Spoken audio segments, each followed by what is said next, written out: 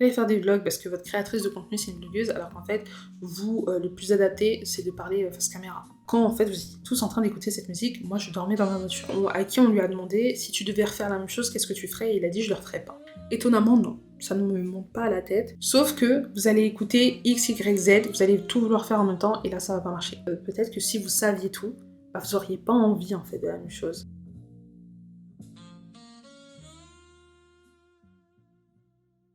Hello, bienvenue dans ce nouvel épisode de Signature Brut. Je suis Didi et je suis consultante et YouTube stratégiste. Et dans ce podcast, on parle de personal branding, de creator economy, de YouTube et de réseaux sociaux plus largement. Et aujourd'hui, je voulais parler d'un sujet qui est l'alignement. Et c'est hyper intéressant parce que c'est vraiment en plus des choses auxquelles je pensais ces derniers temps, etc. Et surtout au vu du dernier épisode de podcast que j'ai fait sur persister sur les réseaux sociaux même quand ça ne fonctionne pas. J'ai vu beaucoup de commentaires qui étaient très intéressants et sur le fait que beaucoup étaient alignés avec moi. Donc pour faire un petit récap, si t'as pas écouté l'épisode, je disais qu'en gros, j'ai persisté sur des réseaux sociaux qui ne me correspondaient pas, notamment Instagram, alors que, en fait, depuis le début, la plateforme qui me correspond le mieux, c'est YouTube, et qu'en gros, depuis que je suis sur YouTube, pour faire simple, tout va bien. Enfin, tout va bien. Plus ou moins, mais ça va beaucoup mieux qu'avant en tout cas. Et en fait, l'une des raisons aussi pour laquelle tout simplement ça va beaucoup mieux, c'est parce que je suis beaucoup plus alignée avec ma personne. Et pour avoir travaillé avec des entrepreneurs, mais en vrai, pour ce sujet-là, je dirais même surtout des créateurs. Mais vous savez qu'aujourd'hui, moi je parle surtout aux entrepreneurs, mais je sais qu'il y a des créateurs et surtout des créatrices qui m'écoutent et qui regardent mes vidéos. Vous n'êtes pas exclus, bien évidemment, même si vous n'êtes pas la cible principale. L'alignement, c'est vraiment le sujet crucial. Et surtout en vérité, quand on parle de personal branding, moi c'est quelque chose dont j'ai déjà beaucoup parlé lors de mes vidéos, où je dis que, en fait, quand les gens vous parlent de personal branding, ils vous parlent de réseaux sociaux, ils vous parlent d'abonnés, ils vous parlent d'argent engendré, sauf que ça fait aucun sens, parce que si on vous parle de branding, on ne vous parle pas de ça en fait. Le personal branding, c'est votre image de marque, donc c'est vous en fait, c'est comment vous êtes perçu, c'est à quoi on vous associe, mais forcément, en fait, votre image de marque, au fond, c'est un peu de vous, et du coup, bah, si vous n'êtes pas aligné, on va avoir un mismatch. Avant de commencer, je vais raconter une petite anecdote en rapide. Ça me fait penser à une créatrice de contenu que j'ai accompagnée, et ça m'avait fait beaucoup rire parce que pendant en fait notre appel, je lui ai montré à quel point ce qu'elle me disait ne faisait aucun sens, où elle me disait ce qu'elle voulait atteindre, ce qu'elle voulait faire, etc. Donc notamment quand je disais mais toi si tu veux faire des partenariats, t'aimerais faire des partenariats avec quel type de marque? En gros, les entreprises qu'elle me citait, c'était des entreprises de sport, globalement, c'était dans le fitness. Et je lui ai dit: «OK, bah, du coup, on va aller sur ce type de contenu et notamment du contenu fitness», et elle m'a dit: «Non, je ne veux pas». Je lui dis: «Pourquoi?» Et elle me dit: «Ben, parce que, si je fais du contenu fitness, on va me percevoir comme ça, les gens vont dire ça, blablabla». Je lui dis: «Mais sauf qu'on a un problème. Si tu ne fais pas ça, tu ne peux pas avoir ça. Il y a un souci». Et donc on a dû travailler là-dessus et au final, bon, elle a fait du contenu fitness et elle n'était pas pour autant, perçue comme elle pensait qu'elle allait être perçue. Je sais pas si je me fais bien comprendre. Mais pour faire simple, on avait un problème d'alignement et je pense que c'est quelque chose qu'on regarde pas assez et qui pourtant est très important. Et en vrai, là on parle de réseaux sociaux, mais je tiens à vous le dire, dans l'entrepreneuriat de manière globale, l'alignement c'est important. Après moi je suis pas une coach business, donc je vais pas, deep dive très, très fort là-dedans, mais c'est pour dire qu'au-delà des réseaux sociaux, si vous êtes pas aligné dans votre business, vous serez pas aligné sur les réseaux, en fait. La première chose qui peut vous empêcher d'être aligné, c'est la comparaison. Parce qu'en fait, vous allez tellement vous comparer aux autres entrepreneurs, entrepreneuses que vous suivez, qu'en fait, vous allez vouloir suivre ce qu'ils font et pas forcément ce que vous voulez, et ça va créer un désalignement.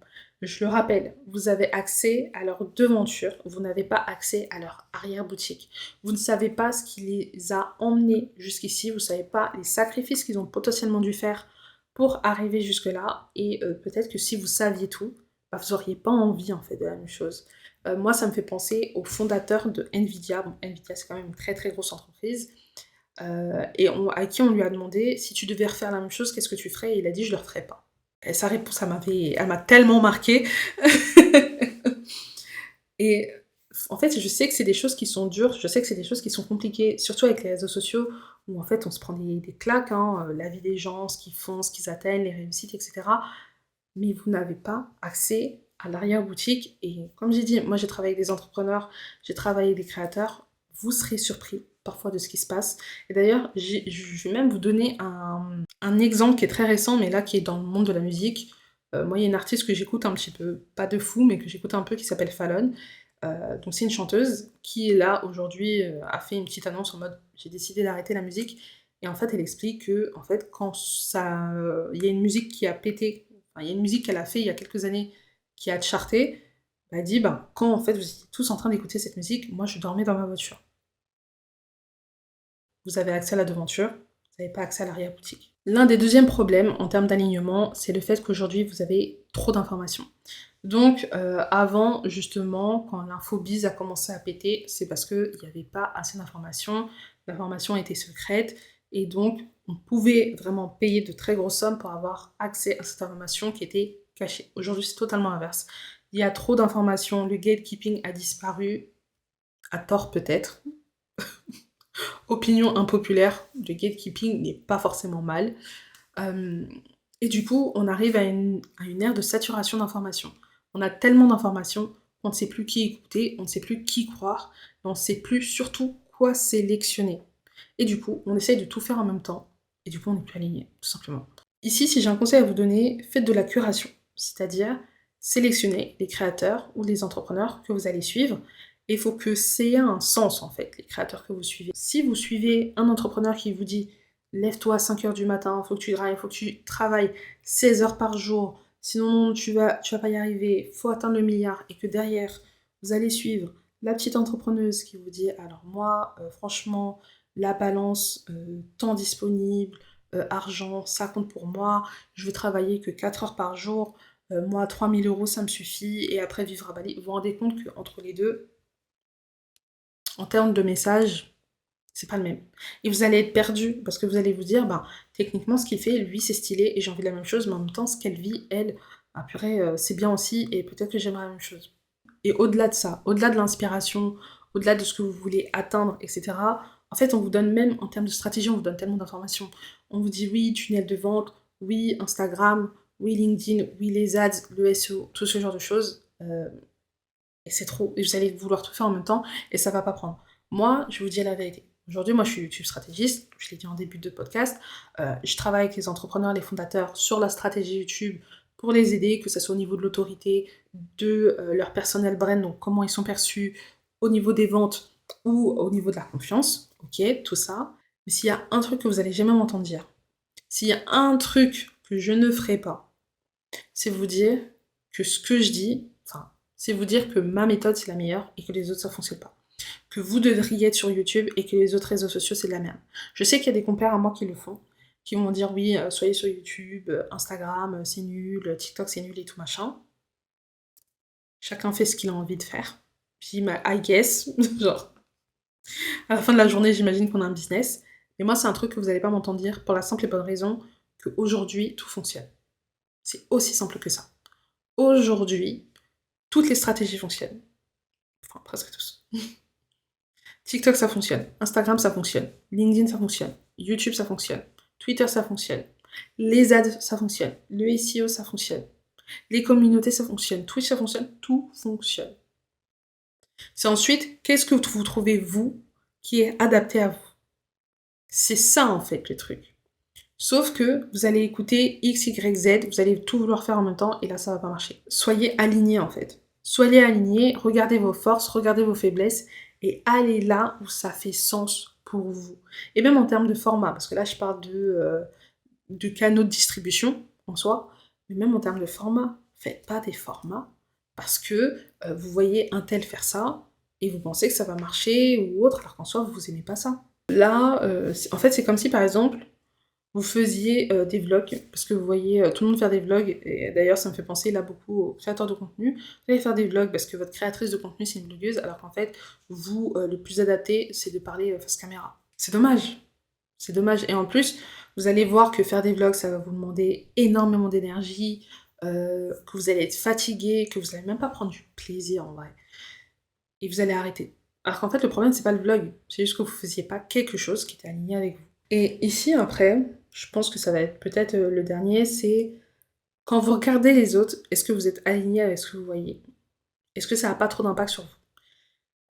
J'ai fait un dîner avec des entrepreneuses il y a quelques semaines et comme je leur disais que j'étais YouTube stratégiste, elles m'ont demandé «Mais c'est pas dur, d'être tout le temps sur les réseaux sociaux, est-ce que ça te monte pas à la tête?» Étonnamment non, ça ne me monte pas à la tête, pour la simple et bonne raison qu'à chaque fois que je regarde quelque chose, je me pose 3 simples questions qui sont: selon qui, selon quoi, pourquoi? Pourquoi je me pose ces 3 questions? Parce que ça m'aide déjà à tout recontextualiser, parce que parfois on écoute des choses et c'est hors contexte, et c'est aussi pour ça qu'après on fait n'importe quoi. Donc je le remets dans le contexte et ça m'aide aussi à savoir si c'est adapté à moi ou pas.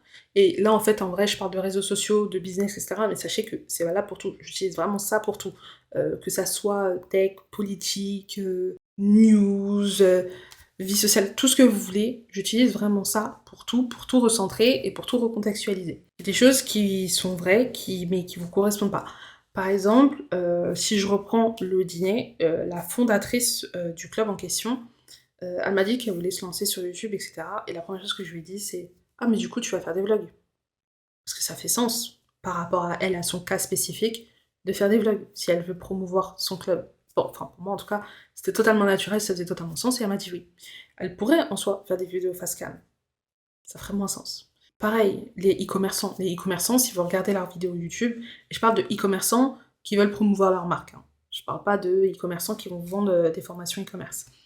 Pareil, vlog, pourquoi vous ferez des face cam? Ça ferait moins sens, ça ferait pas sens. On est là pour faire vivre la marque. Quelle meilleure manière de faire vivre la marque avec un vlog? Vous voyez? Alors que pourtant, si vous allez écouter, certains experts ou même pas forcément YouTube, mais social media et cetera, ils vous diront pas forcément ça. Ils vous diront: «Oui, vous devez faire des vidéos comme ci, comme ça, machin, nin nin nin, face cam et tout, votre hook, votre blablabla». Non, pas forcément. Selon qui, selon quoi, pourquoi? Moi, par exemple, quand j'ai démarré, j'écoutais énormément les conseils d'infopreneurs.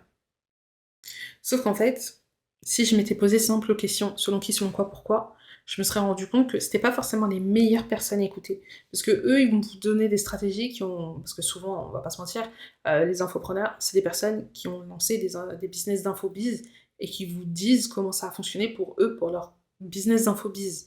Mais si vous avez pas le même business qu'eux, c'est pas que ça va pas marcher, c'est que c'est quand même moins adapté et donc ce sera peut-être plus difficile en fait pour vous. Si aujourd'hui tu es une agence, tu as plus de raisons d'écouter quelqu'un qui a une agence. Si demain tu es avocat, tu as plus de raisons d'écouter un autre avocat. Même si en soi, le juge, il a aussi fait des études de droit, tu te rends bien compte que ça fait plus sens d'écouter un avocat qu'un juge.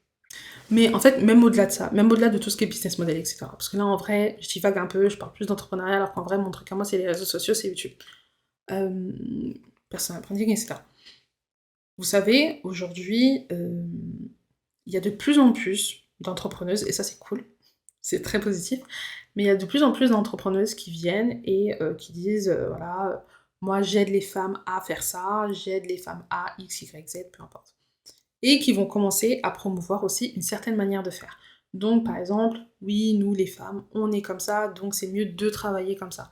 Nous les femmes, on est ci, donc c'est mieux de travailler comme ça. Je vous jure, je ne me sens pas alignée avec ces propos-là.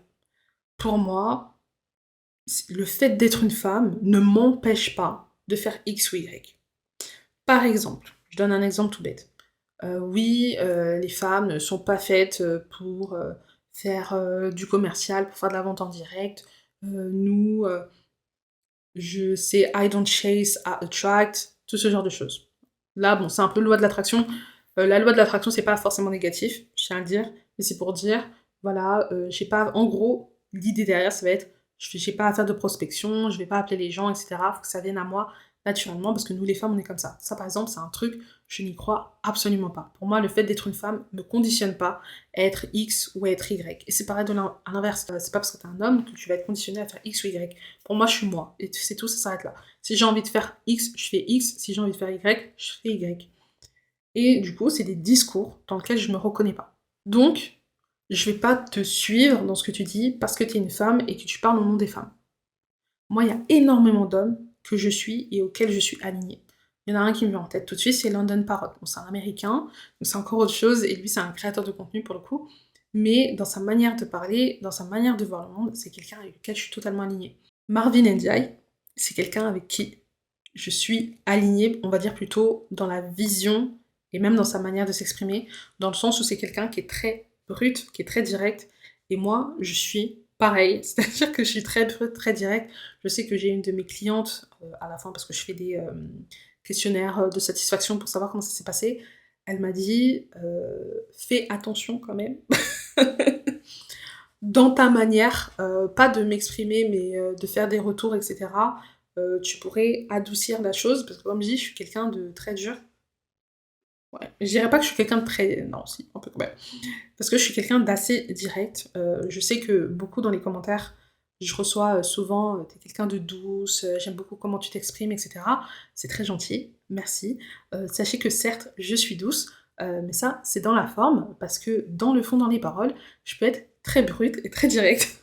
Bref, tout ça pour dire, c'est des hommes dans lesquels je me reconnais et j'ai absolument pas de problème en fait à me reconnaître dans des hommes. Attention, hein, je me reconnais aussi chez plein d'autres femmes, bien évidemment, mais c'est pour ça que je vous parle d'alignement. Parce que si j'aurais dû suivre en fait tout ça, bah, j'aurais été bon, bah, je trouve que des meufs, etc. Ah, elle a dit ça, bah, ok, j'y vais, mais non.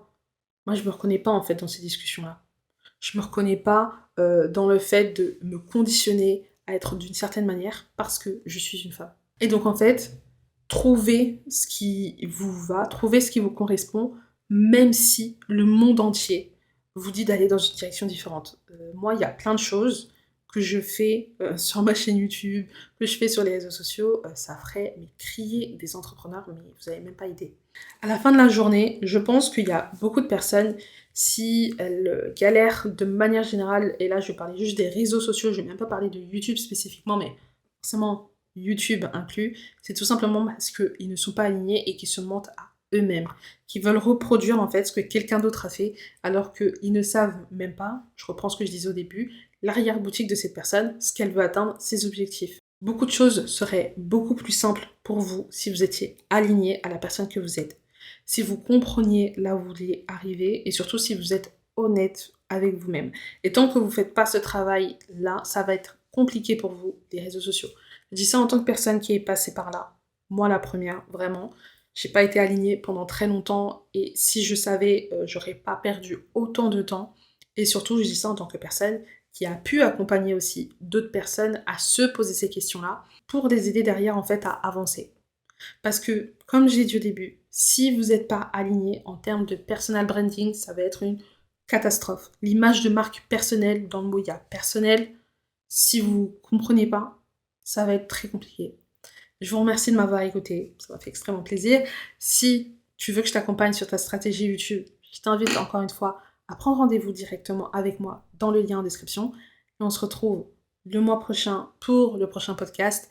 N'hésite pas encore à me dire en commentaire si tu aimerais potentiellement que ça devienne un podcast hebdomadaire et pas un podcast mensuel. Et surtout, n'hésite pas à me dire de quel sujet tu aimerais qu'on parle la prochaine fois.